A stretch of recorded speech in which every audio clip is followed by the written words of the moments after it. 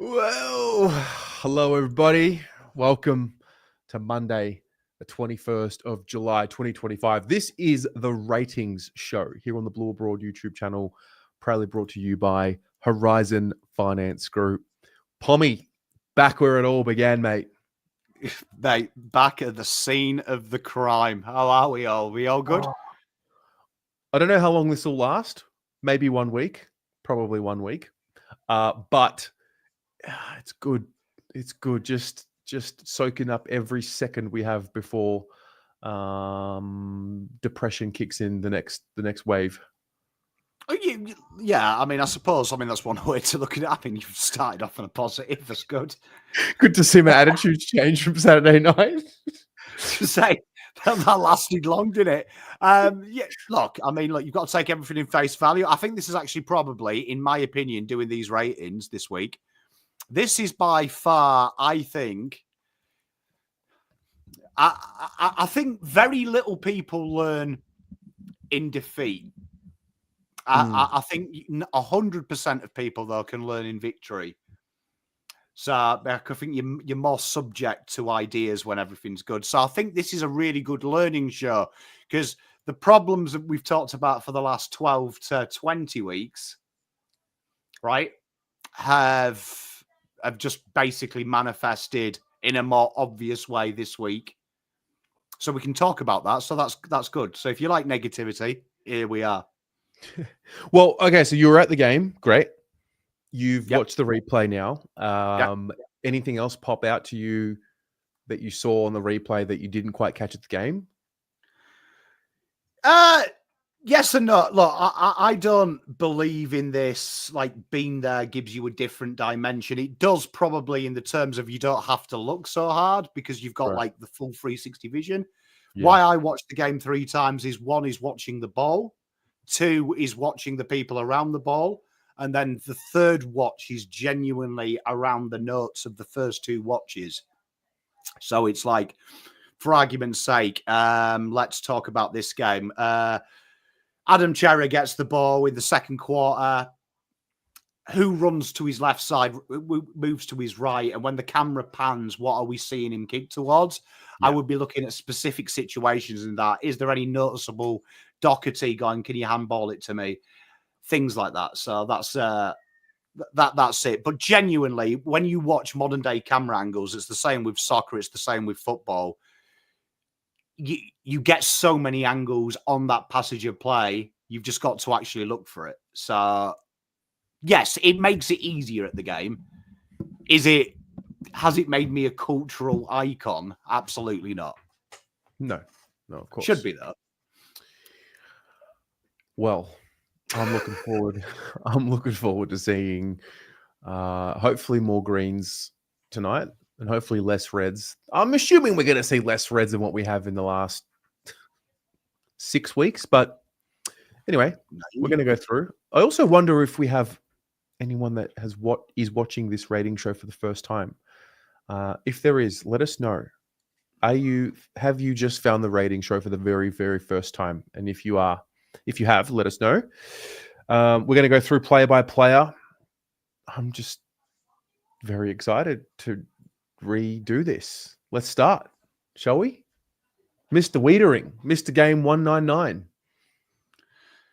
Yeah, I can see as well. Club has already started reminding us it's 200 games. Seen a few philosophical tweets as well. I always enjoy, philosophical tweets on nothingness. Yeah, that's always good. I do enjoy that. But Jacob Weitering, very strong performance. Some people said it was a return to form.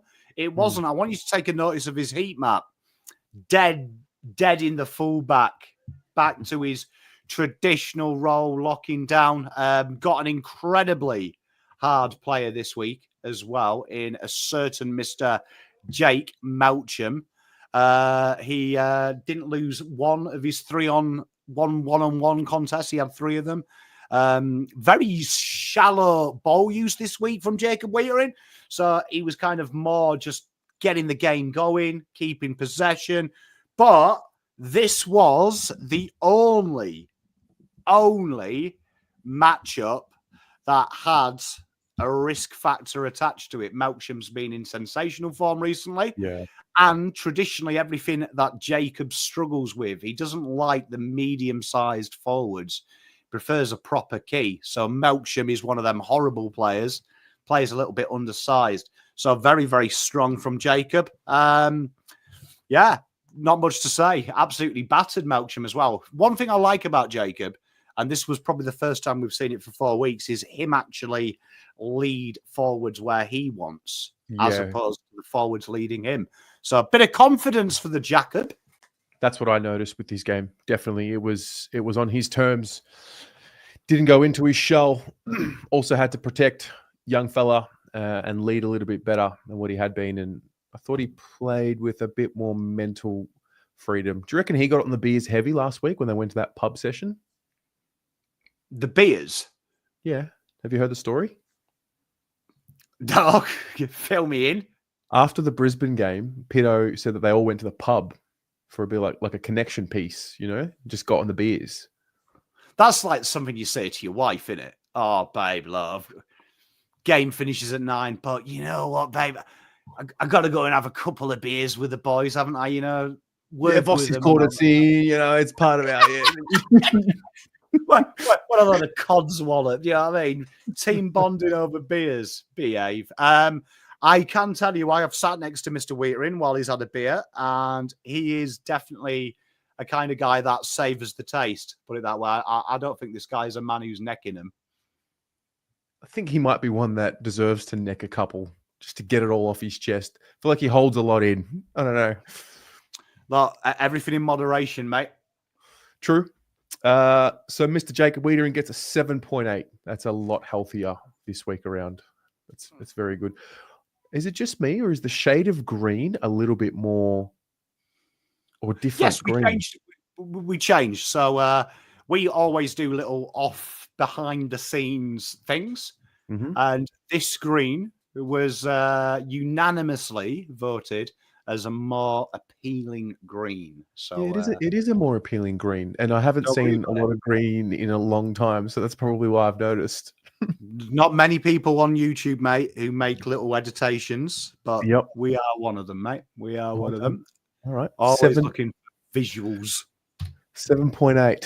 All right. Next up was young fella, Harry Farrell, who just, continues to chip away. Harry, lawyer. You know what? There is something fantastic about Harry O'Farrell, which I don't think he's talked about enough. So had a good chat this week with a good mate of mine who we chat a lot about draft. And I would wager to say, I know Jacob Weitering's got 200 coming up. I would say on a catchment pool of going back and watching early Jacob Weitering, mm-hmm.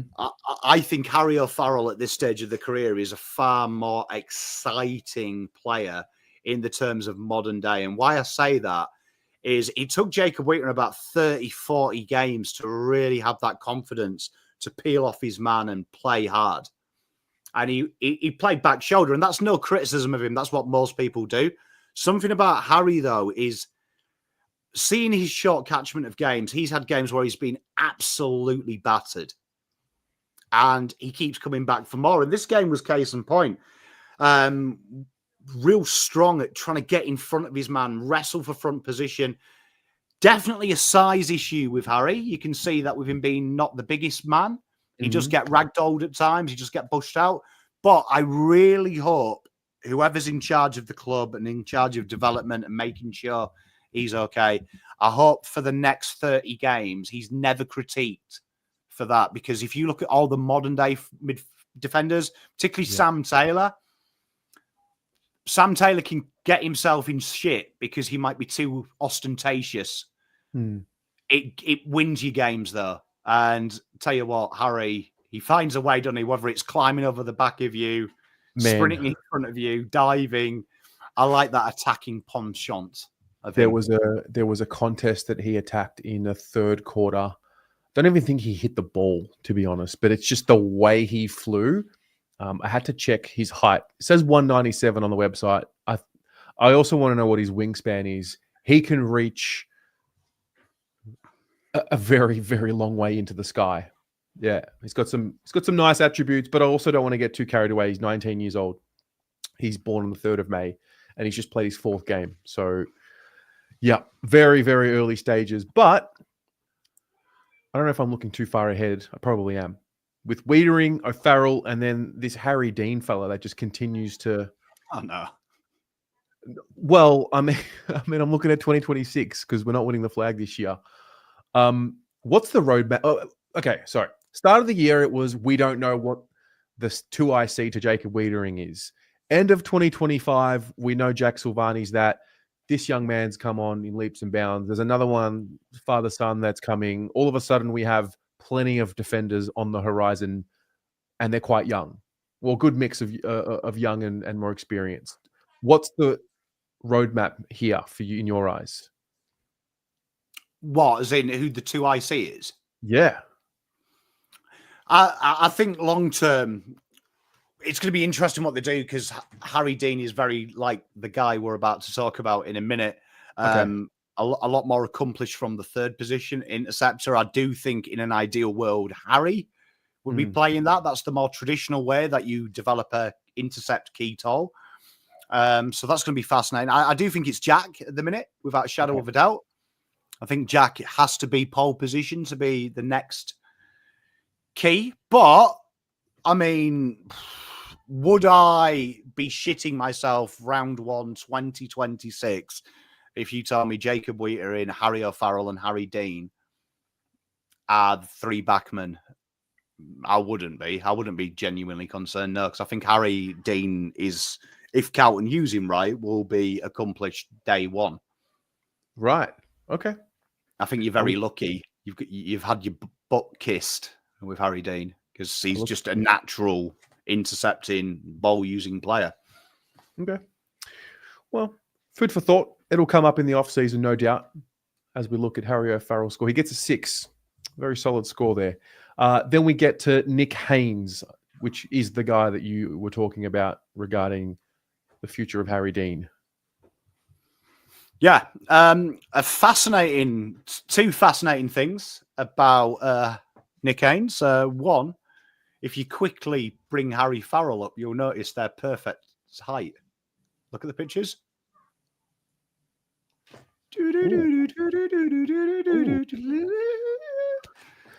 Yeah, I just enjoy that. It always trips me out when I do the rated. That is pretty cool. The second interesting thing is this is the perfect game for Nick Haynes, right? This was the game that made me go, thank Christ, I am not watching a backline and my best player is Nick Haynes. Mm-hmm. So Nick Haynes was just very, very solid. This was right bang in the AFL quarter of a player that played it.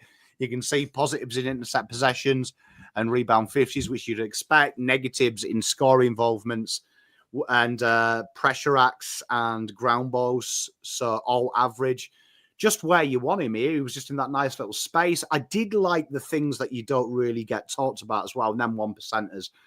He is very often corralling or shepherding someone from getting to a contest, which is absolutely huge. There is only 2 players we ever play in the back line that are selfless. One is Jack Silvani, one is Nick Haynes.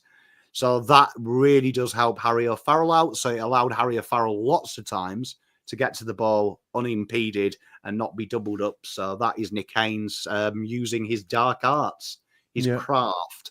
His positioning is always great. I thought he was a little bit sloppy with the ball early in the game, but he's always pretty good with his Well, I mean, we are going to cover that when we get onto a guy that we're going to give a little bit of glaze to this week. Plenty of glaze going around. 5.5 for Nick Haynes. Then, Mr. Sard. Yeah, so Adam Sard, interesting. Started the game on Keziah Pickett, ended the game on Keziah Pickett. Had to run with him. So what do we know about Sard? So we're going to start this like transition here. So, excuse me, slowly dying. So with Adam Sard, what do we know about him? There was a real noticeable, and it is quite, I would say it's quite concerning. If you go back and watch 8 weeks of this show, I've been saying that the biggest priority for me is the back line. is changing the way that ball movement works. And Adam Sard and Sam Doherty stand out like a sore thumb at the minute, that when they get the ball, regardless of options around them, they are going long, regardless. And it was even noticed, we talked about this a lot at the ground, Terry. It's like actually alarming how the comparison between Cowan and Carroll versus Sard and Doc, it's night and day. And I can explain it in two ways. One, this is a massive shift in football. 10 years ago, when these guys were fucking about in the draft, that was normal. Defenders get ball, get rid of it quickly. Nowadays, your most attacking facet of the game is in the back line. If you look at the top four, all them are dangerous. This is where I struggle with Sard, because this should be his strength. He needs to run and carry and take the game on. Loads of intercept possessions, but this is where I'm looking at. When you're above average for a halfback on intercept possessions, them score launches need to be, and score involvements need to be well above the AFL norm, because that's also taking into account lockdown defenders that bring it down. And it wasn't quite there for Sardi. And I felt for it, because at times I feel like Sard is the biggest one who's caught in transition. Once we turn the ball over in the midfield, it feels like it takes him an age to get back. Yeah. I'm very confused by Sardi. I just thought it was the coaching and the way he was coached. And now I watch him, and maybe he's just down, and the sting of being a Carlton player is there. I'm just not seeing an inspired Adam Sard. Yeah, I mean, it's fascinating. It's fascinating what you do with it. Yeah. I mean, as the game tightens up, and in those crunch moments, he does lift. It's just he has the moments. Yeah. But like again, we're going to come on to these players. Carlton haven't had a good score from halfback for a long time this year. And when we do every opposition player, we always have an 8 from the halfbacks. And that's the level of the beast. Like, you can't be too defensive from this position. You've got, so the good teams are sacrificing defense for attack. And Sard's naturally attacking, so it's weird that we're converting him into this defensive player. Yeah. I don't know. It's a watch this space. But at the 5.9, it wasn't terrible. It just, maybe my expectations are just too high. I don't remember the POM rule. For me, in defense, the way we play, if you're below 6.5, even though 5.5 is the 6 is the bare minimum, we always call it on the show. I'd say 6.5 in a backline, the way we play, is a disgrace for every player. Yeah. Well, 5.9 for Sardi. Then we get to Locky Cowan. Now this is better. Yeah, so what are we looking at here? This is what you're really enjoying here, that you can see the dynamic of his role. Right, you can see the dynamic of his role. Lots of intercept possessions, healthy meters gained. The pressure acts are up there. The intercept marks quadruple AFL average for the high halfback. And the big thing for him as well is them meters gained. A lot of it is because he's done the short little chip kick to get into the corridor quickly as well. So we often look at them meters gained per disposal and get really excited. It's also contextual. What are you doing with it? Where is it going? Why are you doing it? A lot of these Cowan disposals this week were that extra handball, get the loop chain going, starting it from the halfback. Very, very impressive hard work from him. So I really enjoyed Cowan's game. This was I said it last week, I'll say it again. This is the Locky Cowan I remember in his draft year. This type of guy. The guy that kind of swing on a knife, I'll go defend. You want me to attack? I can do it. And this is the modern day halfback. Okay. So you are actually seeing, of all the players we've talked about, this is the first one we've seen that has been born in a world where a halfback nowadays has to attack first. Defensive is secondary. Is this maybe going to help explain Sard's role? Because Cowan has, for the last 3 games, which have been excellent for Locky Cowan. I think prior to that, we were talking around, why don't we unleash this guy and stop having him as the lockdown? And I even remember when he was injured, we were talking about like when he comes in, is he just going to be the lockdown guy again? Is this the transition between Sard and Locky Cowan? I think this is more of the transition of when are the club going to stop having a role in mind and just play a player. So what I mean by that is we'll talk about it on the midfield, and Carlton and Melbourne are probably the only midfields in the AFL at the minute, unless you're rebuilding, who have hybrid type players. You can defend, you can slightly attack. Same with our small forwards. We're going to talk about a small forward a bit later on that's redeveloped his game to be deadly. Yeah, you've got to be one or the other. There's no point being a 5 out of 5 of both. Teams are now going 10 out of 10 one. Don't worry about it. Don't worry about the other. We'll just put a 10 out of 10 defender behind a 10 out of 10 attacker. So I think Sard's the wrong choice to be the lockdown. I think Locky Cowan's the wrong choice to be the lockdown. I think you just bring in what you want in that 5th position. Who would so if you want a lockdown, play a more defensive-minded, short ball-using defender. Or if you want to go really bold, you rotate it like the other teams do. Gotcha. Okay. Yeah, really liked Locky Cowan's game. I've really liked his 3 weeks. The way he's flying for the ball. He's definitely entered a new little level here. 33 games he's played. So he's coming along nicely. 7 flat, 7.0 for his rating. Then there was this kid, another one. Be careful. Grab your hard hats. We have glaze alarm, glaze alarm, glaze alarm, glaze alarm. Take cover, take cover. You know what? I want to say this about Matty Carroll, right? So last week, right?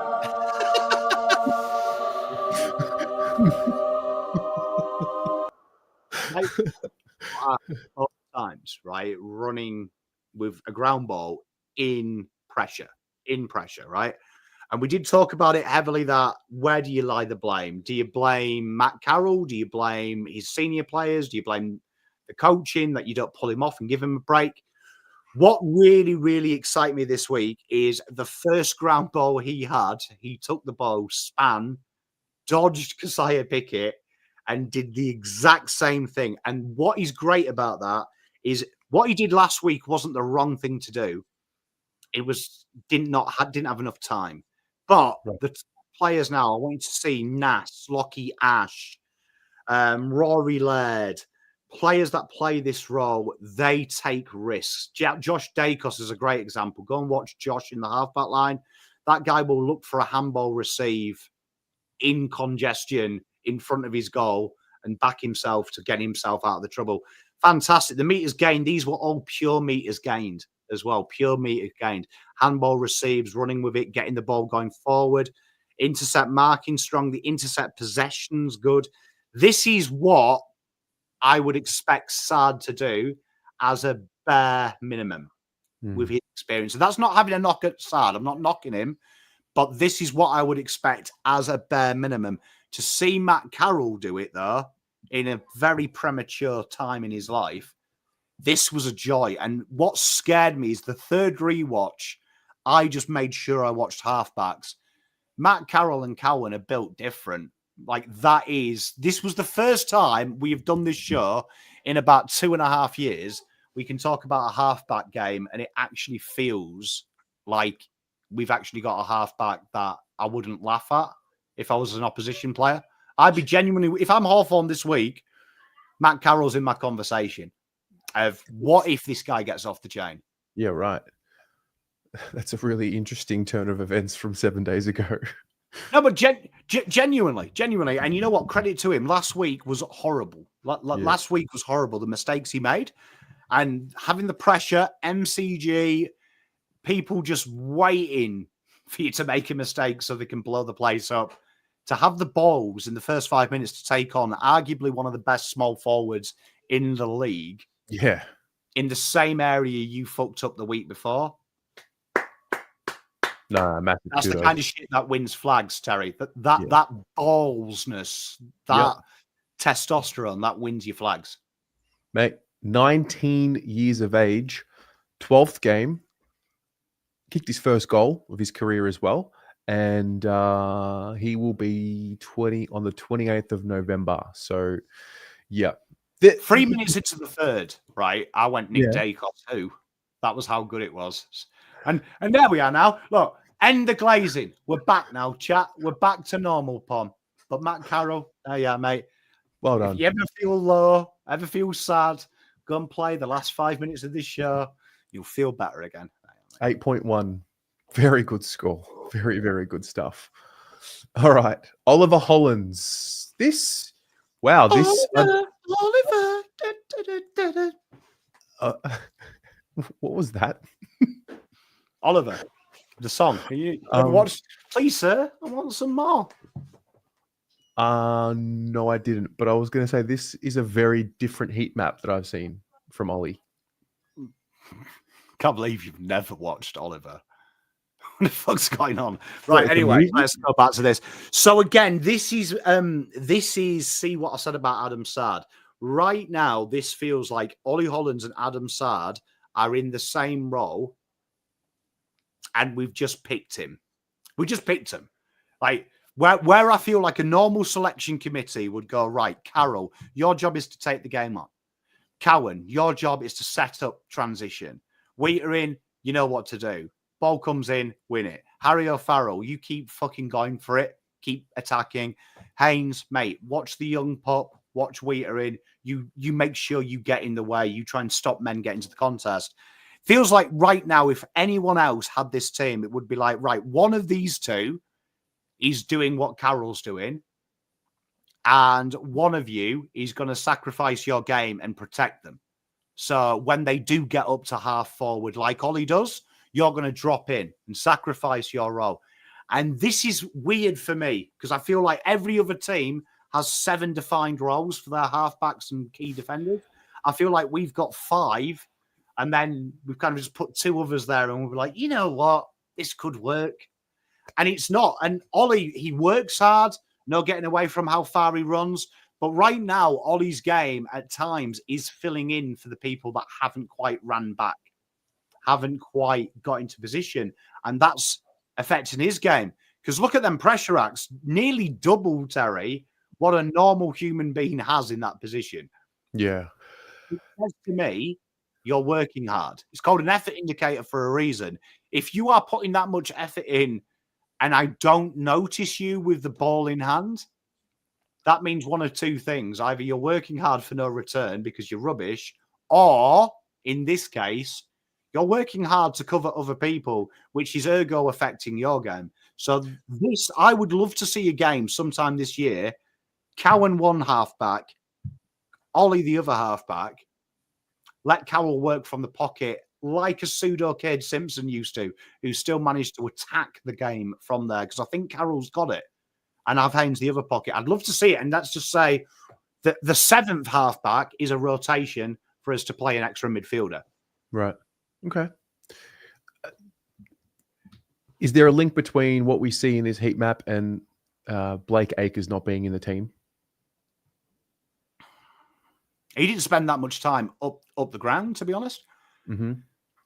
Them heat map possessions are when he's overlapped and he's hard running and he's two-way running, which I feel like he is his strength.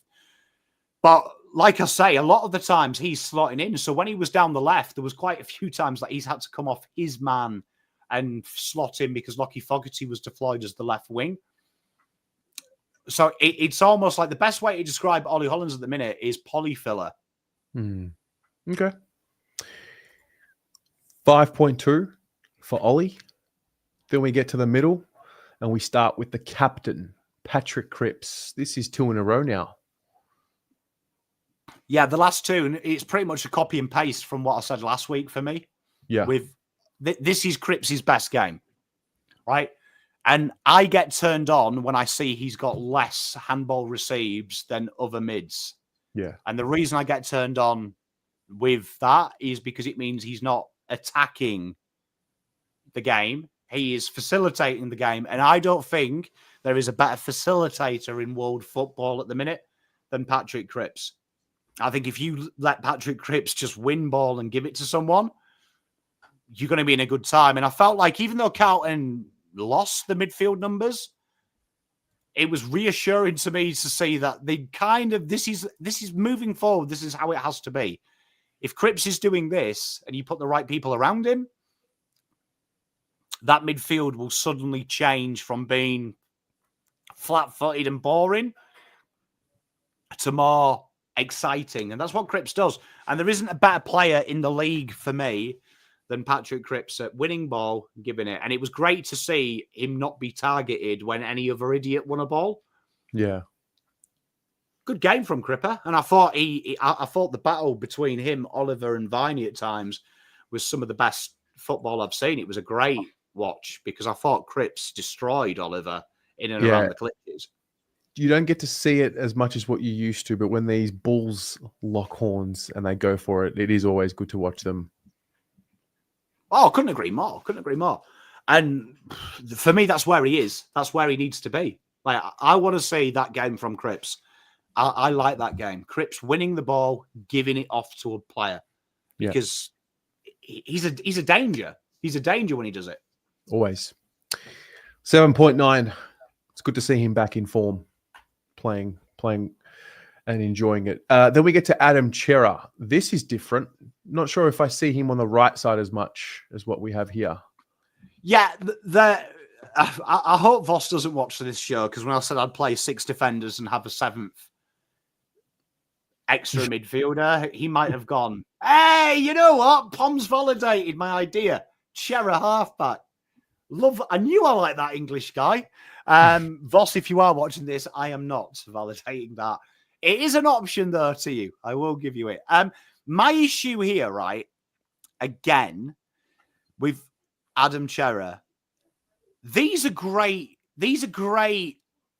Like, if this was the 4th mid, if this was someone we drafted 5 years ago, really exciting. I'd be really excited. I keep looking at this, and maybe it's the wrong way to look at it, but I'm thinking that this is a pick 6. That right now, if that was a pick 6 in the draft, then I would be expecting them to pull these numbers and get infinitely better. When I'm watching Adam Cherrie, I think this is Adam Cherrie's level. It's just above AFL average at its ceiling. And I have real issues with our midfield at the minute because I don't feel like any of the midfielders that are playing at the minute, if they have 35, I'm panicking. And it's a little bit like what I say about the half-back line.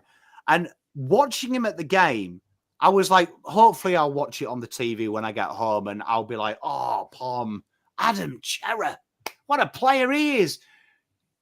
I didn't. I watched it and it's really safe. And at times it feels like if someone told me Adam Cherrie got arrested for being in a syndicate for Supercoach just for him to bet on himself, I'd believe you because it does look like that he's doing the safe things, making sure he retains possession. Every player, though, in this position in the AFL, we're talking about the most dangerous. Now, can you imagine replace Adam Cherrie right now? And I'm not bagging Adam Cherrie because I think said it when we bought him. Didn't want to pay pick 6 because he's just above average footballer, right? Which I feel like you can take a risk in pick 6. But imagine Patrick Cripps 12 times winning the ball in a contested position and handballing to this gentleman and say that player was Chad Warner. Say that player was Nick Dacos. Say that player was Finn Callaghan. They'd be Brownlow locks. So Adam Cherrie, for me, no urgency is a great way to describe it, Stewson. I want him to take the game on, be a bit dangerous, be bold, turn it over. But they're really safe, Terry, like really safe. And then we do this horrible thing, pressure acts, ground ball gets, all the hard stuff. I don't like it. One of you's got to be the attacking guy. Can't be Cripps. It's got to be one of you. Has to be Chesney when he's playing, and I didn't see it. Well, I think especially when Walshy's not in the team. Yeah. But, I mean, It's a shame because I do feel there is an attacking bone in his body. So I'm hoping it's just maybe a structural requirement. But I don't like it. 6.4. Let's see how he goes this week. Zack Williams. There's a bit of something emerging here, I think, with Zack. Glaze alarm. On Carlton, stick around. Glaze alarm's back, baby.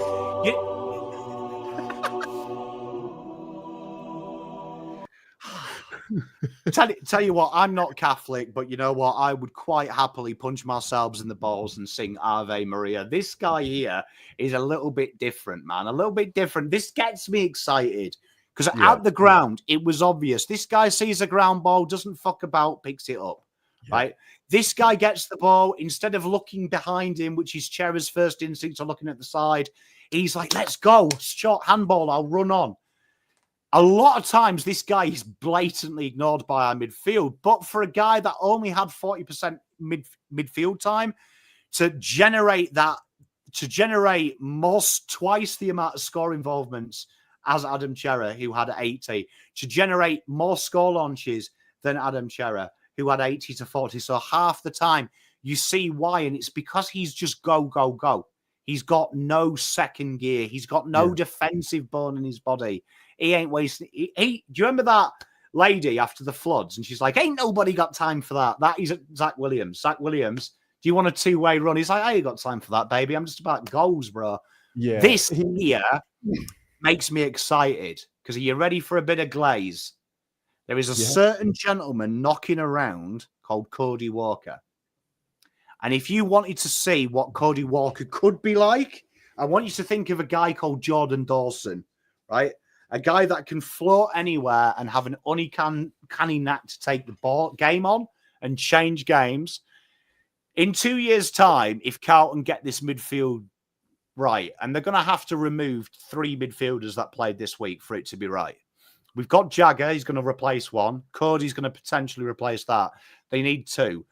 Zack Williams is, in every bit of the world, the most important midfield chain you have. The guy that has no defensive responsibility says, right, let's get the game going.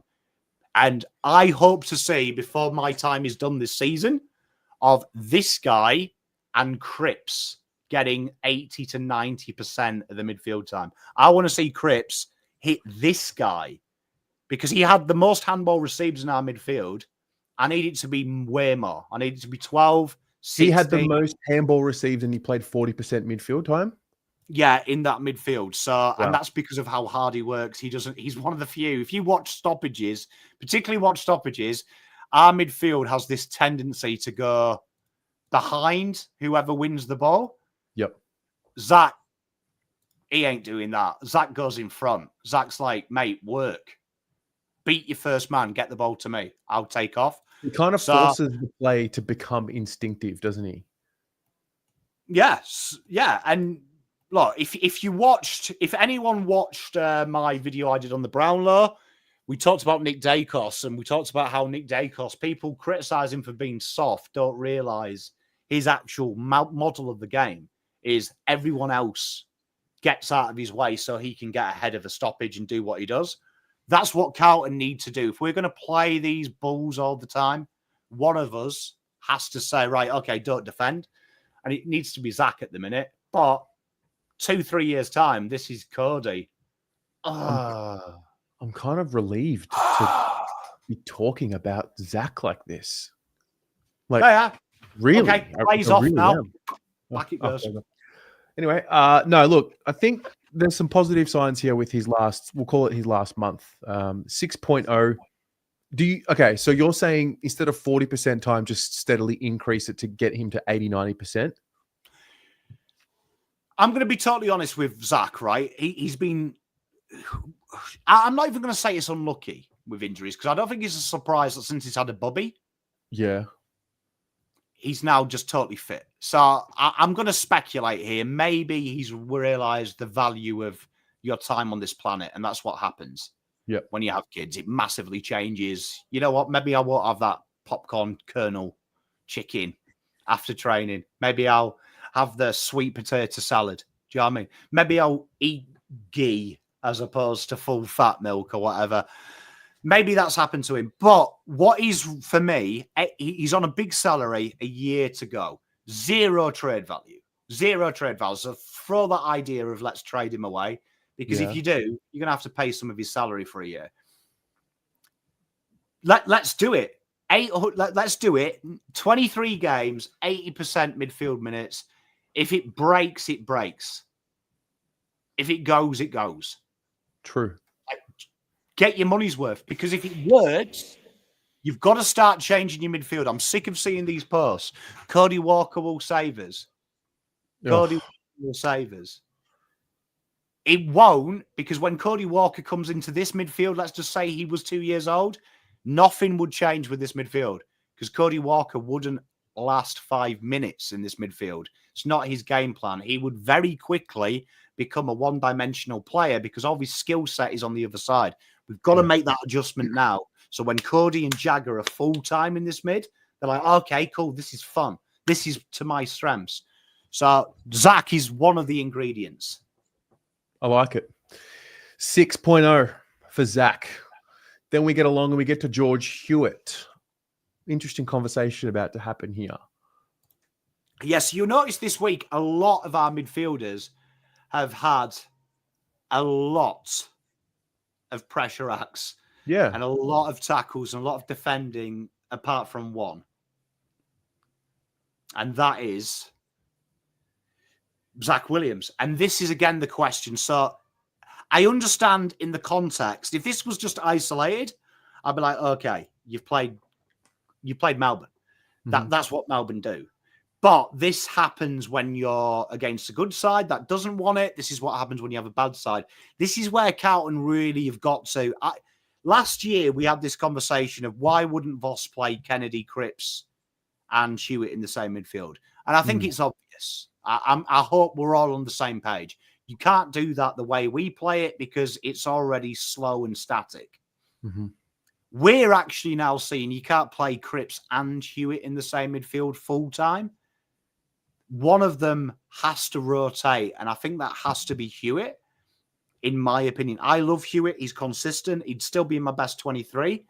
But I do feel this here is part of the problem. We need another point of difference here because Cripps proved it this week. He beat Viney and Oliver on his own. That's how good Cripps is. You might as well maximize that for 2 to 4 years before you lose it. Interesting. And it's not a knock on George. George did what he did.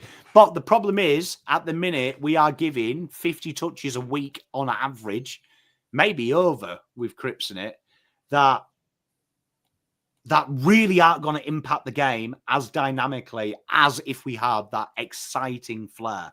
And Carlton have got an incredible look this year. I couldn't think of a draft, a situation with TDK. Like, literally, whoever is in charge of the football gods has blessed you with the fact that you are going to get a pick before Harry Dean.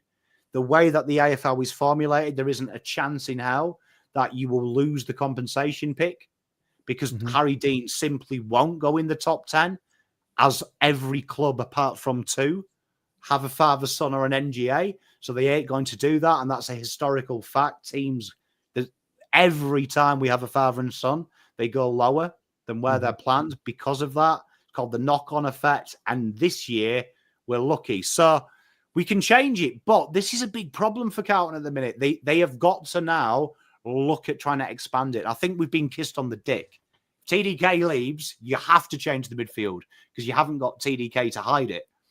So Carlton are in a very privileged position with Jagger coming back next year. But we're starting to see it. And I did like the fact I saw the last 2 weeks, Cripps take the sole contested work back. Yeah. Okay. 5.7 for George Huitt. Then we get to Sam Doherty, named on the half-back line, drifted forward, kicked a goal, played along the wing. Yeah, so your mate, so you asked about the Akers role. The Akers role, ironically, this week was split between this guy and Fogerty. Did I think I'd see the day? No, I didn't. Well, I mean, let's talk about it. Took his goal well. That was balls of steel. Yep. That big moment probably iced the game. Do you know what I mean? Iced the game, he did. So that was good. Unusually quite an efficient game from Doc, where we don't. But again, by efficiency, we mean kicking long to contest. And this is what's actually getting to me now from a tactical point of view at the minute. When Carlton kick long, what does that mean? Right? It's going to go back to the opposition. What are Carlton struggling with? Turnover defence. What do Carlton not want to do? Give the ball back too easy. What is the simple answer? Go short to keep the ball. What is our answer? Get the ball as far away from goal as possible and then back in our defensive structure. And this is the thing that annoyed me with Doc. There was quite a lot of times he got the ball on the overlap and he's under no pressure. Bang. He's gone long. Bang. He's gone long. Bang. And that's the next thing and I don't think you can change that from Doc, because I feel like Doc has been in our team for so long in such a drab period that his instinct is that. And at this stage, I really want Doc to not be average, because this was just a good game.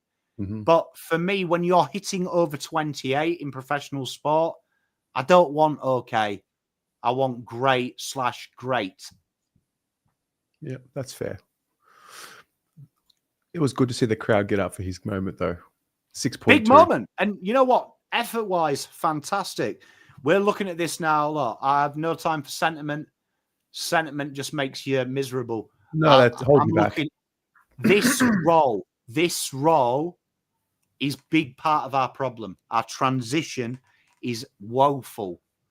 So it's got to be the wingers and the halfbacks. They've got to get the ball fast. And for me, Doherty felt like he could have been a bit more industrious with the ball. Yeah. 6.2 for Doc. Then we get to the gentleman you just mentioned, Locky Fogerty. This is an evolution here. Mate, it's a team that spent 3 years buying outside run and mirroring modern day development to see us play a guy that was an All-Australian halfback, a guy that was an MVP in the midfield as a winger, and then a small forward as a winger. And I'm like, haven't we drafted a fuckload of wingers? Banter. Yeah, I mean, this is it here. The wing role for me, wing and halfback, I think are the most two attacking positions. And this is where, like, I'd love to see I'd love to be able to, like, sit all the AFL coaches down and go, right, if you had our small forwards, how would you negate the fact that they're gash at kicking goals? And I reckon quite a few of them would do what Voss does, make them play quite high up and defend. But I reckon at least 15 of them would say, but my halfbacks will overlap the wingers will overlap them, and we'll try and run and stun it into the goal square. I found this one fascinating because I felt like Fogerty, I watched this at the ground, and on TV it was even worse. So if I'd just judged him on TV, I would have been really harsh. But he's just never played this role. You think this is a permanent switch? Fucking hope not. Never say never in this game, though, Terry. But let's look at a winger. Winger's got to get the ball inside 50 multiple times. This guy's got to get score launches. This guy has got to get the game moving forward. Yeah, this was like a likable Akers game, I would say, because I like Fogerty a lot. So do I. Good family. Sat with his parents one day at a BNF it was the BNF a few years back, right in the back corner. But interesting, Blue Bagger. 4.2. He did well, Blue Bagger. He did stay away from the contest like a winger, so that's why he did better than Akers, because Akers likes to get sucked in. Mm-hmm. All right, next up, Cooper Lord. Ooh. So AFL ratings absolutely deep-throated this game, which is always good. I like it when AFL ratings goes, I like this game. Why did AFL ratings like this game? His hard work, his defensive wing work for a guy that doesn't play this role, insane. He works up and down the ground so hard. So hard. He worked on the wing that had the least attention. I thought he did incredibly well on that position as well. We did notice that. Yeah, he works so hard, man. Tireless runner. And it's got to be quite challenging for him because, again, this isn't his bread and butter. Like, if you told me this time 2 years ago, Cooper Lord would be playing on the wing, I'd be like, behave. It's team back.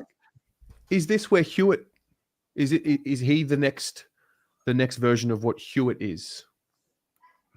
Well, I find this really fascinating. Of what would you do with Cooper Lord?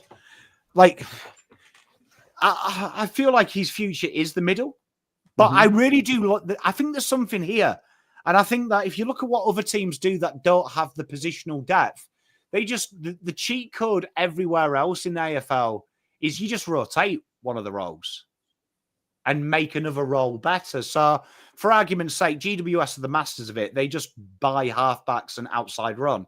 So they just massively rotate halfback, half forward, and the wing about 20, 30 times in-game a game. And it keeps them fresh when they go and do their big role. Maybe that's something that Carlton can do because we have had an obsession for what feels like 500 years making people versatile. I don't know where his future is. I do like it, though. I don't think it should be hidden that the fact he works so hard in a role that's not his. And I am quite excited that the two-way running will be massive now. But I hope we don't lose his skill in the midfield because I think that that's something that's a joy to behold. I'd love to see him get some of them mid-minutes with the sexy Zack Williams. I think that could be a little goer for him. Yeah. He's played 17 games this year. Admittedly, good chunk of them as the sub. 2, 3, yeah, and 4, I think five, and people, 5 or 6. And people do this stupid, Terry. Like, you don't need more than 3 A-list stars. Ideally, you need 17 A-star recruit role players. And I feel like that's where Cooper is. If Cooper can be the Sandringham Dragons Cooper, who was the next tier, the guy that provided, we need 15 of that. So I really like Cooper. I really do. And I'm really happy because I feel like his score this game is the one. Mm-hmm. It is where I expect Cooper every week. Yep. 6.0. Solid. Strength. Pitto. The typical classic Pitternet heat map. Yeah, I mean, this was an interesting one. This was a fascinating one to behold, this one with him. Because I really like... look, I look at this type of game, and this is probably where I expect to see Pitternet for probably the rest of his time with us. Probably from the rest of his time with us. It was just a solid battling role, and I didn't expect him to destroy Max Gawn. But what I do like is it's the little things he does. The fact he gets in the way, he buys the time. I really do like the way that, it's hard to say. I don't know if I could ever prove this, but I'd love to ask Cripps, honestly, who do you prefer being the midfield to? I reckon he'd prefer Pitternet because it does feel like these two bounce off each other and they seem to get it. And I really like, I like what Pitternet brings. Like, I've never been one on sexy ruckman. I feel like it's one of the roles at the minute in the AFL that gets way too much glaze. No one cares. Yeah, it's a bit like, you know, being like a jockey. I always say this. Can you imagine, like, you're in a bar and, like, a Formula One driver comes in whose best finish is 10th. A soccer player who played for a team 15th in the Premier League comes in. And then a jockey who's won, like, the Shanghai, whatever the race is, 5 times. You wouldn't give a fuck, would you? You'd be like, mate, you sit on a horse. Well done.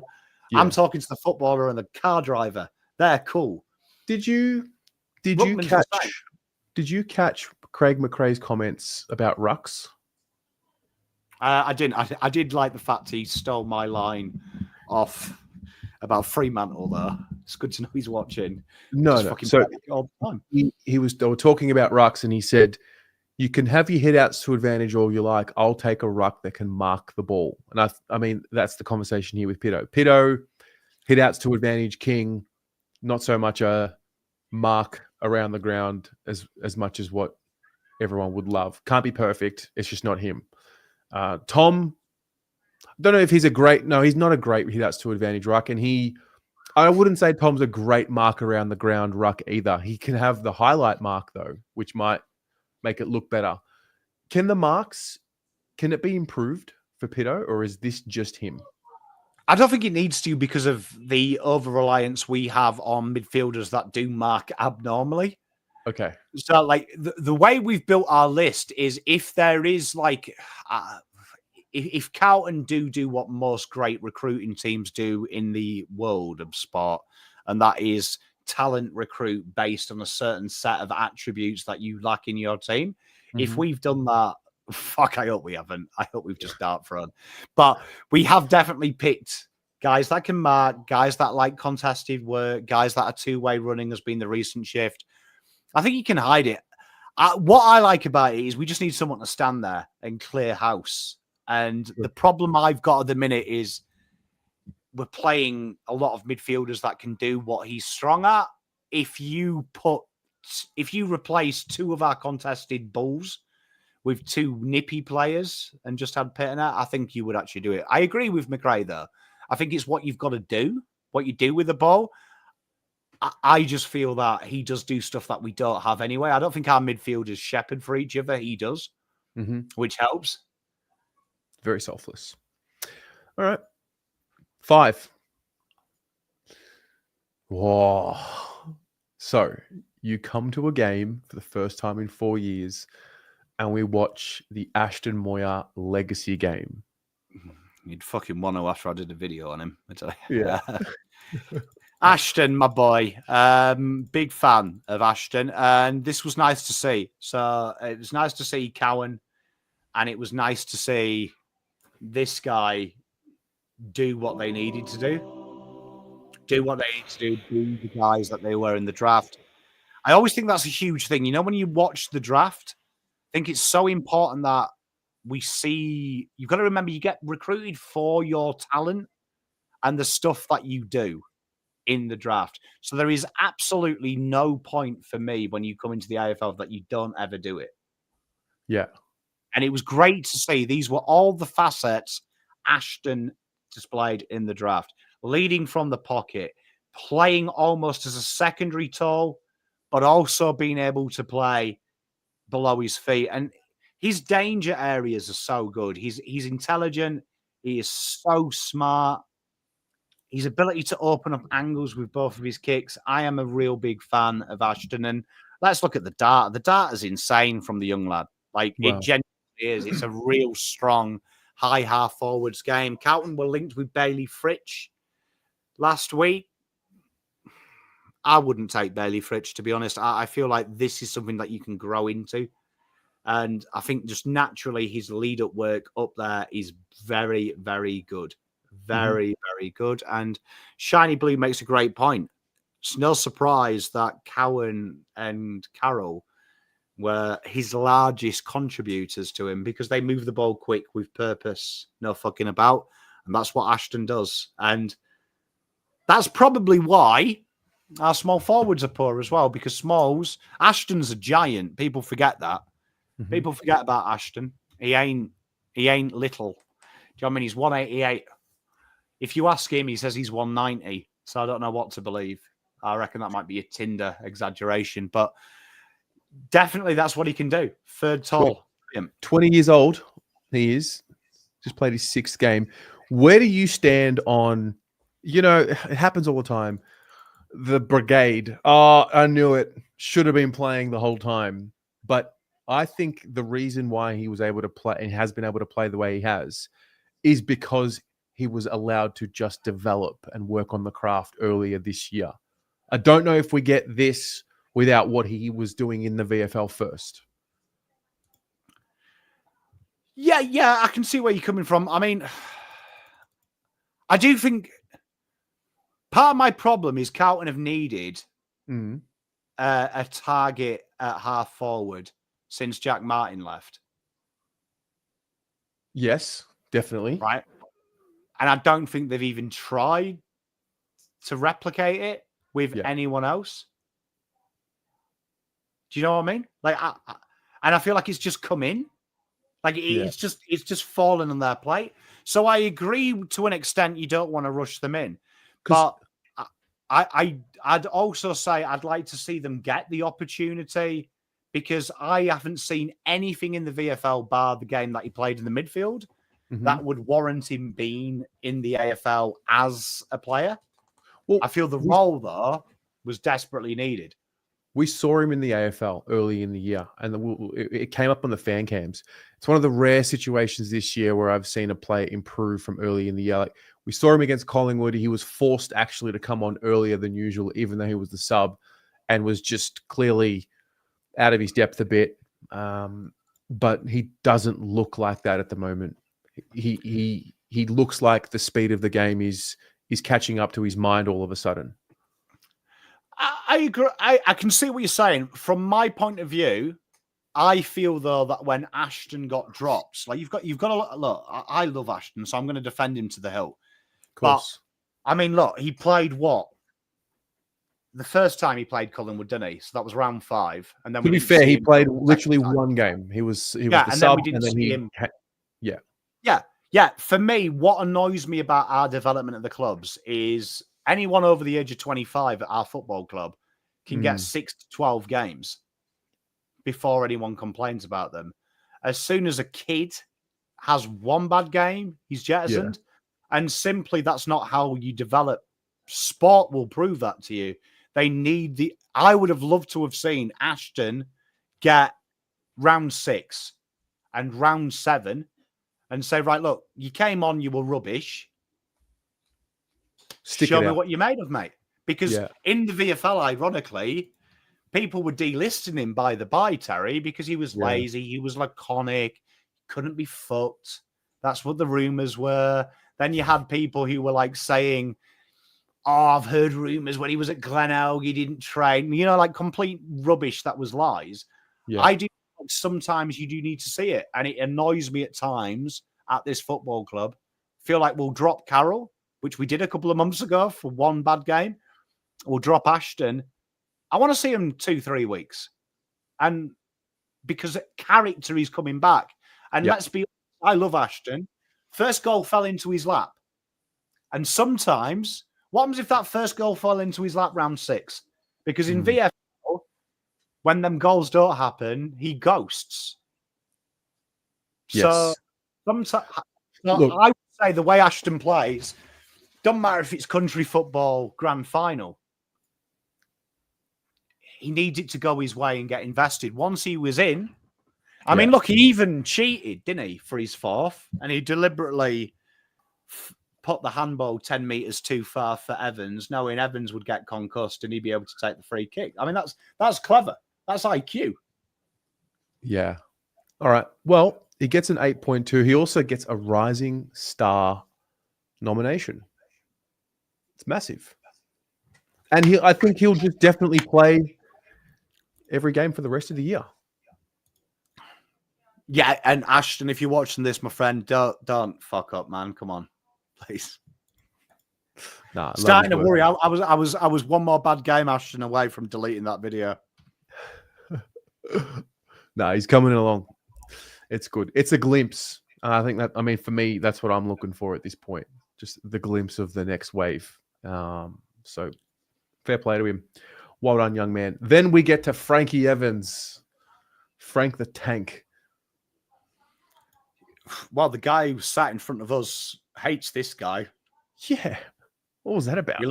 We learned 2 things that guy hated in life. He hated English people and he hates Francis Evans. Fascinating. Well, I'm sure there's a lot of people that hate Francis Evans and hate me. Do I care? Not really. Couldn't give a fuck. But Francis Evans, you know what, man? We could glaze him a bit. We could do. I don't know if I can glaze alarm him. You know what I will say about Frankie Evans, right? And when anyone's out there complaining about Francis Evans, do I like Francis Evans being on our list? No. Do I think Francis Evans is going to make us better? No. Is Frankie Evans our worst small forward? Also no. Yeah. And I think this is more of a detriment. This guy has played an awful lot of games with an awful lot of football clubs. And the fact that he stood out this game, for me, being at the game, underlined why our small forwards don't work, because the system doesn't cater to any small forward. Watching Keziah Pickett, and we were talking about this, Keziah Pickett, he might be the laziest footballer in the world because he only works when he wants to. He doesn't work when he needs to. Do you know what I mean? Which I think is clever. He works smarter, not harder. Ours work harder, not smarter. And Francis Evans, I tell you what, he's following the ball. He's working hard. He's up the ground. You know what? Courageous, because you knew. I don't think Stephen May meant to do it. I genuinely don't. I don't like Stephen May, but I don't think he did. But you knew that was going to happen. Francis Evans will have known, I'm about to go tubby bye-bye now. And you know what? He didn't flinch, did he? Went, got the ball, heroic. I don't think there's anything that can endear you to a populace than taking a bullet. Right? You know what I mean? And he took a bullet. My respect. Absolutely. Do you think, so the conversation this week will be, part of it will be around, should Stephen May be suspended? I think he's been sent straight to the tribunal. I actually don't think there was anything malicious in what Stephen May did personally. It's got to get sent to tribunal, though, Terry, hasn't it? For sure. As in, it's going to run through the process, and they'll look at it. We've had this discussion because there was a concussion and what he could have done, and et cetera, et cetera. I don't think Stephen May's action was a suspendable offence, but I understand Frankie Evans was knocked out cold. So, yeah. But do you think May should be suspended? Actually, I know you're in. Yeah, you know what? I agree with Goodwin here. I think he will get a week or two because of being Stephen May. And I also agreed with Goodwin's opinion on this. This is why I hate the good guy, bad guy thing. Should just be by the book. I don't care if these guys, give half their salary to an orphanage. Like, if you make a mistake, you've got to be punished the same as everyone else. And I feel like this is one of them. I feel like if this was Nick Dacos, it would be thrown out. Something that's out of character. Yep. Do you know what I mean? I feel like it will be, because what was the charge? It was 3 weeks. Oh, was it? Oh, was he given weeks? So I think if he's 3. I think they'll uphold it. I feel like he'll be punished. I think he was. I didn't know there were weeks attached, personally, but I saw it was maybe careless, severe impact, and high contact. Which, okay, maybe that's why he's saying 3 weeks. Yeah, I mean that, because when we were at the ground, his initial reaction is shock as well. Stephen May's. Where I know Stephen May is mean. But Stephen May, the footy karma played its part, because Stephen May then copped a knee to the head, which wasn't malicious. It just was in the contest. And the big take out of this, and I don't want to keep banging the drum, because someone took me out of context a couple of weeks ago and said that, Pom's talking about football violence, and I'm like, oh my god, why do I have to translate the things I say to people when we speak the same language? But the one thing that fucked me off the most about this was when a player gets knocked out, whether it's an accident or not, I want a bit of remonstration. I don't feel like there was enough remonstration. Yeah, TDK went up, Kerno had a good 10-15 seconds. TDK got him back 5 minutes later. But I do feel like at that stage, you've got to give a little bit of a love. Yeah. No, I agree with that. Do you know what I mean? I'm not saying that we build a fucking wicker statue, force him up there and set fire to it like it's the Wicker Man. All I'm saying is just maybe a little bit of a fucking throw him on the ground, let him know you're not happy, then give fucking Evans a bit of love. Yeah. Well, that's fair. Well, anyway, we'll see what happens. It'll be heard, I think, tomorrow evening. So if it's gone to tribunal, Tatum is right. It's 3 weeks or more. I just think it was an accident. Yeah, you see, Tatum, I heard that. I heard Zack Williams say it's unfair act. But I mean, look, I played soccer. I know it's a different game because in soccer in the north of England, like even if you tackle fairly, the centre back's going to fucking punch you with the opposition just out of a matter of principle. But like, even if you thought it was fair, you can do something fair and knock someone out. You can do something fair and break someone's leg. It doesn't mean it's malice. You have got to protect your guy though, because your guy's hurt. Mm-hmm. Like, do you know what I mean? Like, someone crashes into me and breaks my kid's legs. You don't think I'm going to fucking chin him, even if he's apologetic? Still going to hit him. Fair. Do you know what I mean? Still going to hit him. 5.5 for Frank the Tank. Jesse Motlop. What does the data say? It says make it stop, please. We need a noise. So, you know, like I've had the glaze alarm. We need another one for like Pom is... I'm scratching my frontal cortex so hard, I'm actually scratching my ass. I've got the perfect sound. Ready? Go on.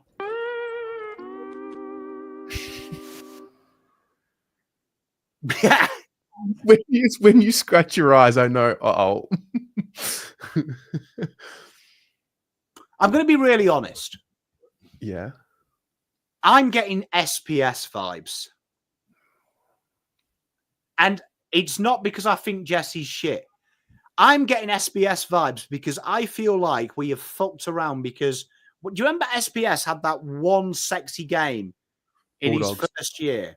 25 touches in the first half. Never forget it. And then then we started getting cute with his role. Before you know it, the guy's working at Pack and Save, right? That's how quickly it happens. I am really worried watching Jesse Motlop, particularly at the ground, that we have moved him around before he had even got a footing in his preferred position, that we're starting to affect his natural instincts. Because watching Jesse, when the ball's on the ground and it's bouncing, he's pulling up. Yeah. Where the old Jesse just used to fly through. I'm having that ball. That's my ball. And it's almost like now the defense has got in his head that it's doing it. And there is a coach of mine at Sandringham who told me about an ex-Carlton player. Don't know what you fuckers did to him, but all of his natural instinct has been reprogrammed. We're trying to undo it, and I don't know if we've got time. I start to see that with him. It's almost like he has got so much going through. I don't see Jesse Motlop. And you know what's really scaring me, Terry? And I'm going to make Roy Keane DM me here, and he's going to hate me, but he doesn't play with a smile on his face. It's sad. Like, I watched a shitload of Jesse in his draft, and I'm telling you right now, I don't recognize the young man anymore. I remember how excited you were for him. I remember. And we watched, so when he took on Saturday night, I think it might have been in the second or third, and he sort of crumbed a ball, had a snap, and I'm like, this is quintessential Jesse Motlop moment here. And just, I don't know. It's tricky what's happened here. Maybe they gave up on him as a small forward. You know what? I don't know how to describe it. Do you know what I mean? It's sad. And I don't want people to think like I'm saying he's going to be a bust because of SPS. And what I mean is, I think the thing that went with SPS is he got moved around so much, all of his natural flair and confidence got beaten out of him, that ultimately what we wanted him to become wasn't what we drafted. And I worry watching him. I really do, because I think of all the things that I remember Cal Toomey describing his, just so you know, Cal Toomey described him as Anthony McDonald Tipper Woody 2.0. Oh, wow. Because he had like a doctorate in forward craft, because of his confidence over the ball, his footy smarts, his IQ, his confidence. And watching him, he doesn't have it. No. It makes me really sad. And I can't help feel that we have completely completely coached it out of him.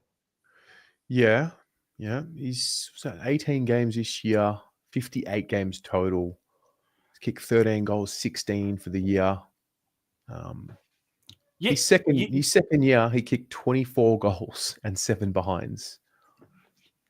You know what's really scary, Terry, is when I watch him just athletically. Like, I remember in his draft year, he was one of the most agile. I think he was like 4th in the agility test. And it was like one of the top 100 agility times as well since records began, because that was a real agile draft. I don't see that agility anymore, Terry. No. From a physical point of view. So I don't know if because looking at him, like, look at that picture. He actually looks top heavy. Like, look at the legs there, because that was taken round 1. Round 1. It doesn't feel like we've even, Rambo spotting it. It feels like, even from a physiological point of view, we've got that wrong. Maybe he's just more of a brute than what we thought he was. It was interesting. Caden McDonald's perception of him outside of looking in is that his physicality. That's how Caden watches him. Yeah, you know what? That worries me, because the one thing you would have said about Jesse if you watched him when he was out there at South Fremantle is you would have not said this guy was physical. No. You would have said this guy was canny. He was clever, clean. But you want them to be strong and you want them to be powerful, but you can't have both. Interesting pom fact. The first time we ever talked about Jesse Motlop was the first time you ever heard the phrase, he could find space in a crowded elevator. Yeah, true. I do. And right now, that guy would hit the guy next to him in an empty elevator. Yeah. And I love Jesse. This isn't a Jesse knocking session, because I think only Erin White, if she's in chat, loves Jesse Motlop more than I do.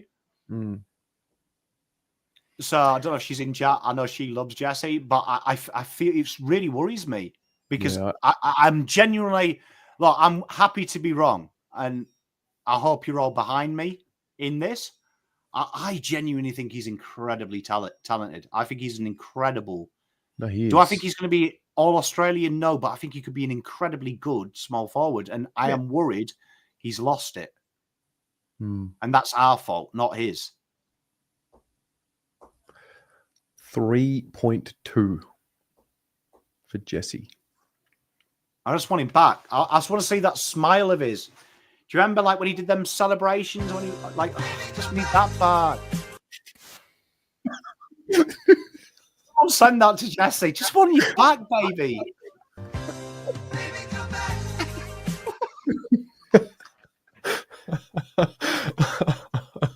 Flynn Young. Oh dear. If ever I was worried about this guy all game, and I'll tell you for why, because I was like, this has got dropped written all over it until he kicked a goal. But I want to give some kudos here. The only person playing in that front half of the ground that I have recognised from when they weren't in the AFL was Flynn Young, working incredibly hard up the ground. When he did get them link-up chains up the wing, that's him actually running there, was one of the few that managed to get to the end product as well, outpace everyone as they fuck about with it to get there. I really, really enjoy watching what he does, and I really enjoy it. I love the fact that he's not fucking about putting pressure on the game. I love the fact he's trying to be in that attacking outlet. I enjoy the fact that he takes the game on. The two criticisms that I have with him is he needs to realise that the VFL and the AFL are totally different games. You sometimes haven't got time to fuck about thinking that you're on Dancing with the Stars. You're not with Mia Favola. You're with fucking Keziah Biggett. Work yourself out. And the other one as well is sometimes keep doing it. Because I felt in the second quarter, he reacted to how our forwards sometimes haven't got a brain. Yeah. Right? And he started taking stupid kicks on. I was happy in the fourth when he was still putting it in that hot zone. Still, he was basically saying to Kerno and Co, you know what, I ain't fucking changing. You're thinking, because this is where it needs to go. You're going to get there for me. So, all in all, good game. Glad he got his goal. He fucking deserved it. And you know what? One of the few forwards I could actually understand had a job. Yeah. So he's 23. He'll be 24 on the 3rd of February. So he'll go into next season as a 24-year-old. What do you need to see between now and the end of 2025? If Michael Voss is watching this, just let Ashton Moyer and Flynn do what they need to do. Just encourage it. Encourage it. And hopefully through their exuberance, the others will follow suit. But this is another line. We have huge issues in this line because we're about to discuss 4 players who are almost copy and pasted. Yeah. Playing the same role, doing the same thing makes no sense. So they need to have separation because at times, the guy we're going to talk about next, I have no idea what he's doing. Okay. 5.0 for Flynn Young. Let's start that process now. Yeah. It's a good point. I actually forgot that he played. I actually don't get it. And honestly, Francis Evans, if you're watching this, I'll give you a cheat code. Just make some lie up and say that your dad used to drive you 6 hours to go to watch the Blue Boys, because no one will have a go at you, right? Because this, Will White never cops anything, and I want to caveat this. This is not Will White's fault. Our forward line is just the structure of it is Banterville, but when you watch Will White in the VFL, if you had to pick out 3 facets of Will White's game, one, it's work rate, massive standout. Guy's not scared to run. 2, incredibly quick. And 3, he's a bit selfish. When the opportunity's there, this guy is going to fuck everyone off and he's going to have a go. And see him play this almost gross, am I an attacking player? I don't know what he is. I have no idea. Great little passage of play for the goal assist. But, yeah, why is he up the ground? Yeah. I don't know. We had opportunities for forwards. Like all the guys we've talked about, with the exception of Ashton so far in this forward line, it's almost like they don't actually understand what their moments are. And I would say, with all due respect, and I was quite surprised about this, I was surprised we picked Will White, because when I watched him, I didn't really think it was something that would naturally translate into our game style. I didn't see the 2-way running. We're trying to find it. Yeah. Fair play. Yeah. Stick to your guns. 2.8. I mean, he'll play on Thursday night. We don't really have another option at the moment.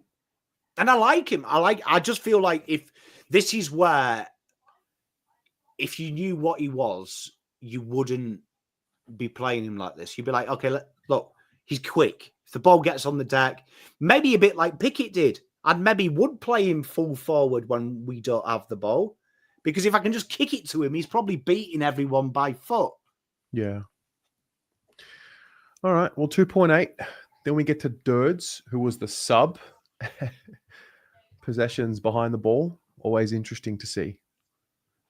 Yeah, Carlton's new thing. We have a small forward, and then when you come on in the last quarter, you play back pocket, even though we've subbed you out for a forward. Bizarre. Yeah. I don't know what that is. Ironically, though, if you actually look at it, almost the same game as Will White, and he played 2 minutes. So, I mean, not bad showing from him. Not really anything to judge, really. He was game, as he always is. I did like the fact he got his shot off, which wasn't a passage of play where Carlton's forward stopped shooting. Fair. What was his percentage of game time? Baby, come back. Where is my other sheet? What's the acronym for time on ground? TOG, Pom. TOG. It was 33%. Okay, it's pretty. It's still like a quarter and a bit. Like a quarter and a bit. Yeah. Yeah. So, you know what I mean? 20% less than Francis Evans. So 2.8. Then your boy, Charlie. Finally. Feel like we got through the other end. You know what? The first goal fell into his lap, didn't it? And then it was all plain sailing from there. That was it. You know what? Fairly Charlie-ish game, isn't it? I do feel like this really helped by allowing Ashton to play a little bit more high up the ground and be a little bit more target. You saw Ashton make a lot of them leads from half-back, which was where Charlie was leading into. So they kind of intersected. Two reasons intersections are good. We always talk about Adelaide. Your zone's fucked when that happens. It requires a lot of maturity, and Melbourne didn't quite have it. He took his chances when he went there. Thing with Charlie, though, is I just feel this is probably a little bit harsh on Charlie. I feel like I want to see Charlie grab the game by the scruff of the neck. But it was great to see him back in the goals. I really liked his work rate. The one thing that I am liking at the minute is I do hope we persist with Harry is Charlie and Charlie becomes Harry. Do like this, him getting up the ground. Yes. I do like that. That's something to persist with. And he's creating chances. So I was a big fan of him. Yeah, I did enjoy his work rate. I was disappointed that his tackle was called, I think it was too high from memory. He gave away a free kick, but the way he chased for it was pleasing to see. And yeah, I mean, Harry might be playing Thursday night. So it could be exactly what's needed. And just to release Charlie, even though Harry is great down the line and up the ground. But I think with Charlie, there was that interesting moment. He played on, wheeled around, didn't make the distance, and then he was forced late in the game to take his 30 seconds, go back, go through his routine, and then something magical happened. He kicked a goal. So, which shows how our form has been. That we're talking that's magical. Yeah. So, look, that's the template. Good, solid from him. Yeah, I just think that type of game is his standard, like minimum standard game. Yeah, for me, that should be his baseline. Like we baseline. always say, 6.5 is where I'm looking for. 6.7. Yep. No, I'm with you. And then there was DeConing. Interesting. Yeah. Yeah. So quite often his starting position was centre half forward. This is another one that just. Yeah, this is where I start to go from being in happy glaze pom to why is this happening every week? But like, how many times do we need to see TDK and realize that he's not a forward? He hasn't got forward craft. No. I'm not shocked. He's not shocked. Is anyone shocked anymore? I don't get it. And then I'm like, why are we playing two rucks? Like, if he's staying or going, you've got to make a decision between both one or the other. So if you are putting time into 2026, shelve him. If there is a chance he stays, make him solo, build the team around him. This feels like we're trying to have our cake and eat it. And I'm not one for just play the youngsters ad hoc, but I do feel if Tom DeConing leaves, which I do feel like at the minute, I'm 85-15 on him going, maybe even more, if I'm honest. I maybe just being nice. Player forward. Do you know what I mean? Let's see it, because do I think Lemmy's going to cut it at AFL level in the next 12 months? Probably not. But he might surprise me. He might surprise the world. Someone messaged me who was at the game, and they said that they thought Lemmy did a hamstring. Does anybody know about that? Was that confirmed? He did go off gingerly. I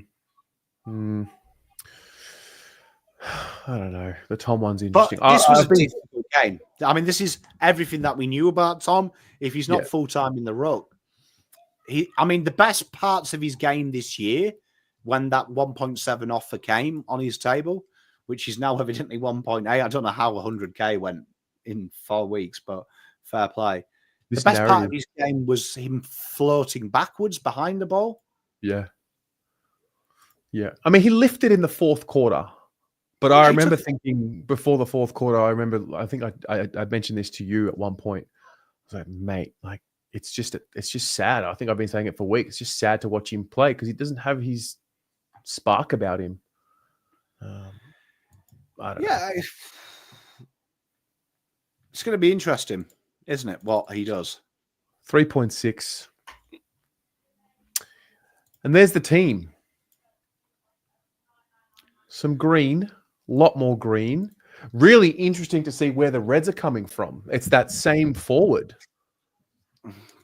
Yeah, and like even the greens, so like a 6, I don't want us to get excited. Like we always say, the 6.5 is where we're looking. So based on that, who was impressed? So we've got 1, 2, 3, 4, 5, 6. 6 have been where we need them to be. Right. Then we've had some okay performances from the 6-5 lowers. Definitely, though, like you've got to look at this. The midfield has to be as a bare minimum green. The lowest score has to be 6. And you need at least 3 7s, in my opinion. Most midfielders have them 3 7s. Yeah. Backline's pretty good. Again, though, that good half back lines are full of greens. And then the forward line, and this there, I feel like what I said at the start of the show, you're going to hear what I've said all the time, but if you've got good at this now, you'll see it massively in relation. Because of how we use the forward line, that's taken away the offensive numbers because the midfield is too congested because they flood back into the space to help protect from D50 slingshots. But by transit, the midfield then becomes incredibly condensed. We flood the corridor, which then stops the halfbacks having any place to go when they do win the ball back and get the ball moving so they can spread the play. So you are seeing a system right now here. This is systematic. This is Voss wanting to be a low scored against side, where this is where I keep saying the tactical shift now, no one cares. It's about scoring goals. Yeah. And most teams are happy to concede 80 because they'll kick 100. Yeah. So that is where the next evolution from the Blues is. Dropping 4 of these orange players and taking the risk on maybe having a 3.2 1 week for the sake of a 9. Okay. Let's take a look at the main riser of the week. Young fella. Had to get a shout out like last week. If you remember the ratings, my exact words, I went back and checked, and it was, apart from them mistakes, it was a fairly solid game. Mm-hmm. So massive rise for him. No mistakes this week.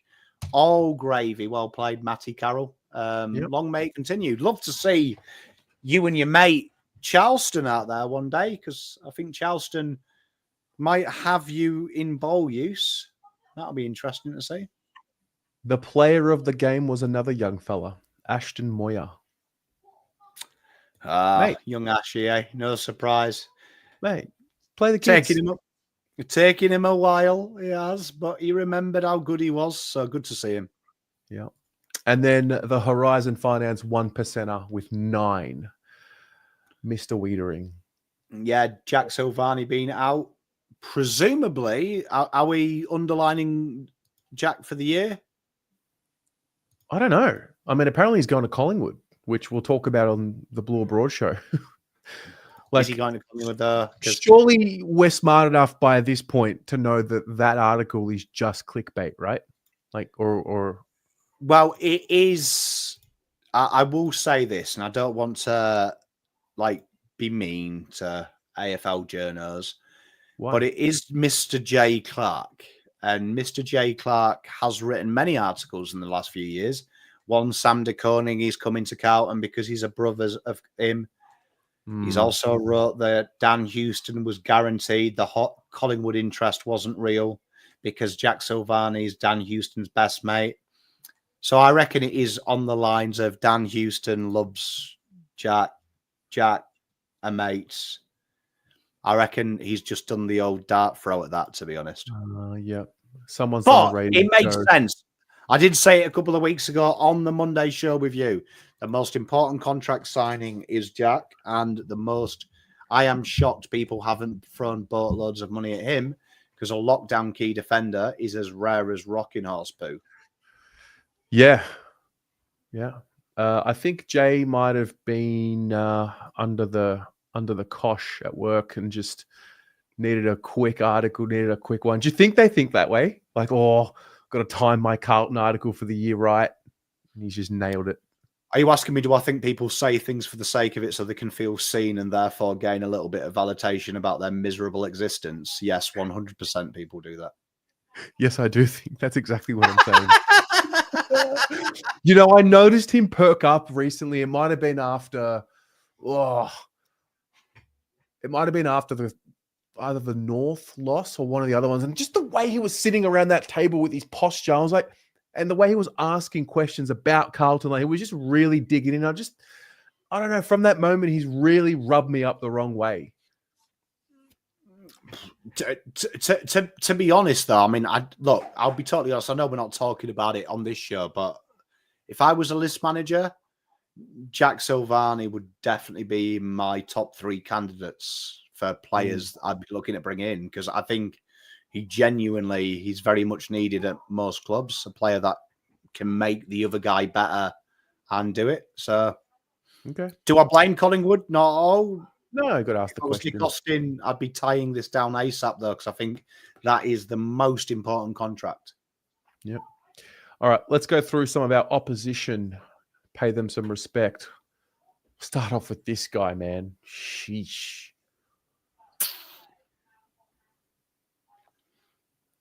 Yeah, and Mr. Kasai Pickett, and here we are, look, never move a player until they become a perfection at what they do, and you saw that. And what I like about Kasai Pickett is he doesn't work until he needs to. So there is no energy being expelled on pointless, fruitless tasks.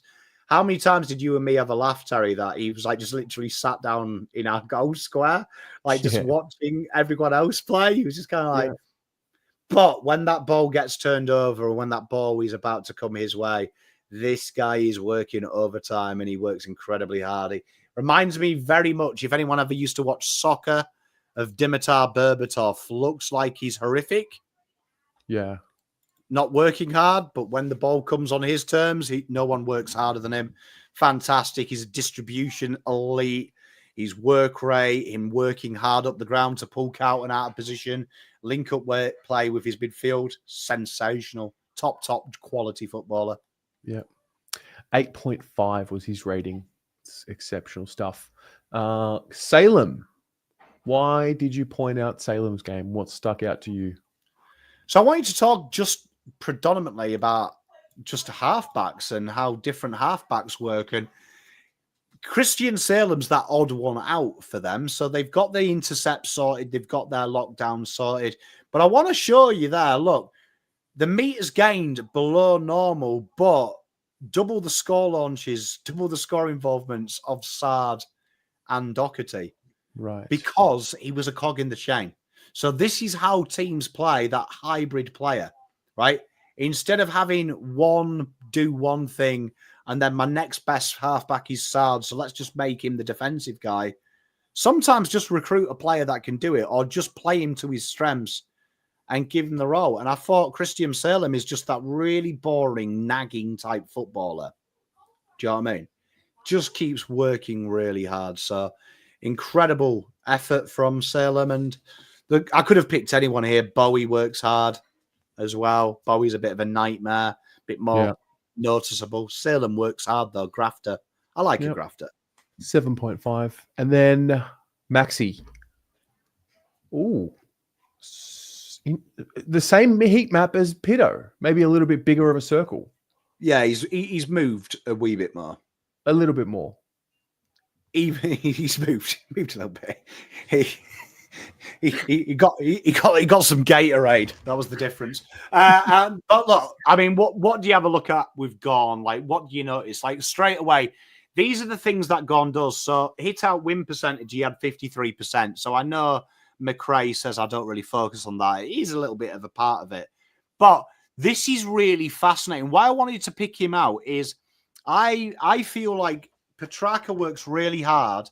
I do feel like Petrarca in the last couple of years has noticeably lost his burst through stoppage, and he does his best work on the end of it. And I noticed this week very quickly, Petrarca played behind stoppage, and it almost became Carlton with Viney being the aggressor at times, Petrarca and Oliver knee deep. And then you saw this with Gawn, that Gawn doesn't quite have that generational pace anymore to break the lines. So you thought, even though he had a great game numerically, you probably don't recognise him as much as you should. He wasn't in the coaches' votes. But he did all these things, look, the score involvement, starting the chains. And that is probably the element for me that Pitternet needs to go down. I'd love to see Pitternet watch some Polly Farmer in the off-season and just do that big loopy handball we used to do. You ever seen them highlights when he hits Goggins, picks it up with his big melon fist? And they used to, they actually were calling Cripps Polly Farmer in his draft year, I remember, because of the big loopy handballs. Yeah. Yeah, if that's something you could add, because you see Gawn, he does that little flip kick or the soccer off the deck. It caught Carlton out twice. Yeah. Maybe something you could ask, but fantastic performance from Gawn. I thought he really did. They battered us around stoppage and clearance scores. And I think a big part of that is Mr. Gawn. Very good player. Mr. Gawn. All right. Mate, that's us. Question. Can we beat Hawthorn? Of course you can, yeah. It's a game of sport, mate. Oi. Okay. Will we, though? That's another thing. No, look. I mean, no, I think he's... Oh, wait, come on. Are you going on Thursday night? Not at this stage, no. Fine. I will be back on watch-along duties. I selfishly got the win of the night. But I also need to thank you because you definitely helped pull me out of the rut by just... I think I referred to you as Harry O'Farrell. You're like the kids. Like they haven't been painted with the poisonous brush of Carlton negativity. You're just like the fresh kid at the footy for the first time in a long time. You're like, oh, this is so great. And then you got me just sitting there like biscuit ass looking at you, just saying, oh, don't be happy, bro. Don't worry about it. It's going to fall apart. You and Nick were fucking miserable at the fourth quarter, man. Like, no, I thank you because you actually you forced me to reflect. I was like, I am a miserable prick at the football lately. But look, I do think you know when people like someone the other day said to me, and it actually pissed me off, and I won't out them because they are a mate of mine, right? But they were saying stupid shit, right? Like to me, going like, "Oh, I just hope we lose because then it piles the pressure on these dickheads, and then they've got to make changes." And I'm like, you should never wish losses because eventually it becomes embedded. And just watching everyone I met, apart from maybe Hunter and Sayers, they were up and about, right? Everyone felt like, honestly, some people had about as much energy as I did burying my nan. Did you know what I mean? I'm like, why the fuck are you lot here if you hate it so much? Like, I know it's hard, but like, yeah, I could feel that it's really tortured your souls, and I felt very scared. Very scared. Like I wanted to get the sage out and just waft our bay. Yeah. Some of the stuff people were saying as well. Like I was in cruise control with the last quarter. I was so relaxed and every mistake. And it's like, why is Mollop on the list? Yeah. Your boy Voss. And I'm like, fucking hell, man. God, no, it was good. I will be up and about Thursday night. We'll definitely go to another game. Do you know what I mean? Okay. Done. Can we not go to the function though? Let's go to another game, but like sit level 1 in the riffraff. Yeah, I've got to say, sitting like I mean, the only benefit of being with the rich people is that you get to drink piss, and amazing. Not many people take advantage of that free alcohol. Yeah. I felt kind of like an alcoholic because I was double parking every time.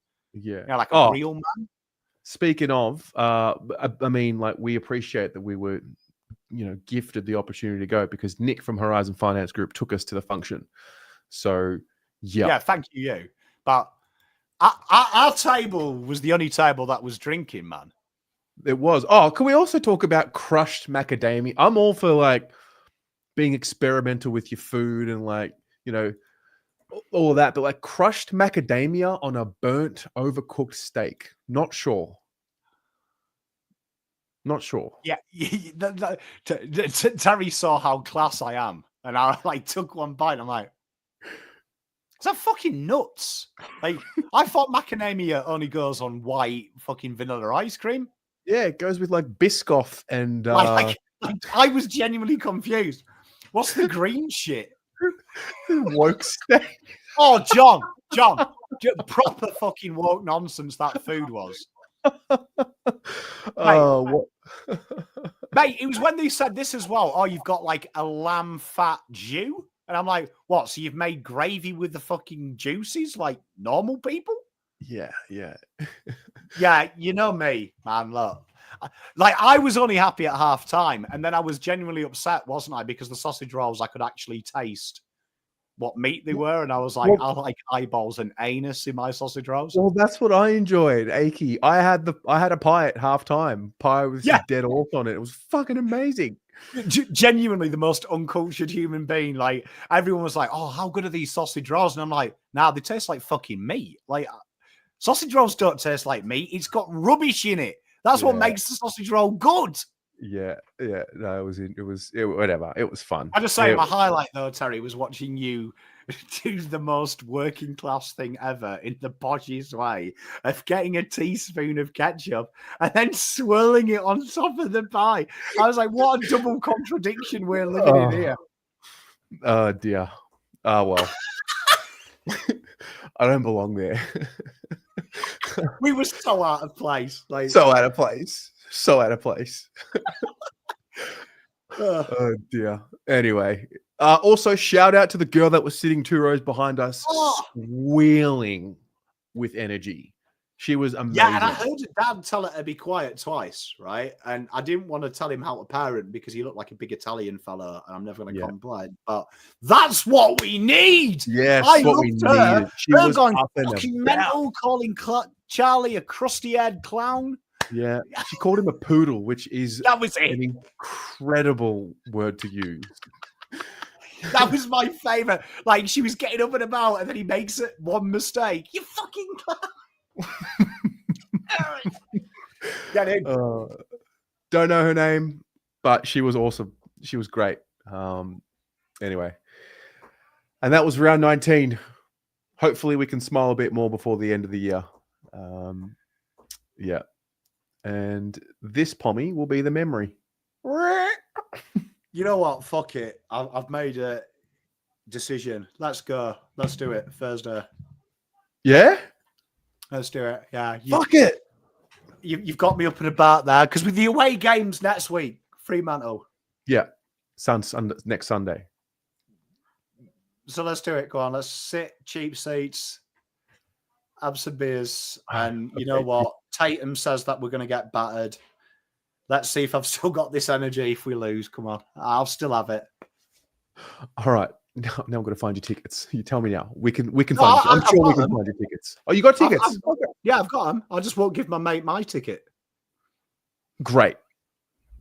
Yes. So yes. All right. Let's go. Come on. We're winning this week because the boys won't fucking let me down. Because it's personal when they let me down. True. It's Jacob's 200th as well. Oh, so we've got it all against me, haven't we now?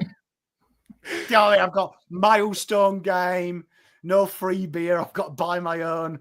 And off one. It's all stacking up, boys. Oh, dear. Josh, yes, I am. I'm taking Paul. He's sitting next to me. But we will organize the logistics. Pommy, thank you very much. Ladies and gents, thank you very much. See you at 7 p.m. Go Blues. Go Blues.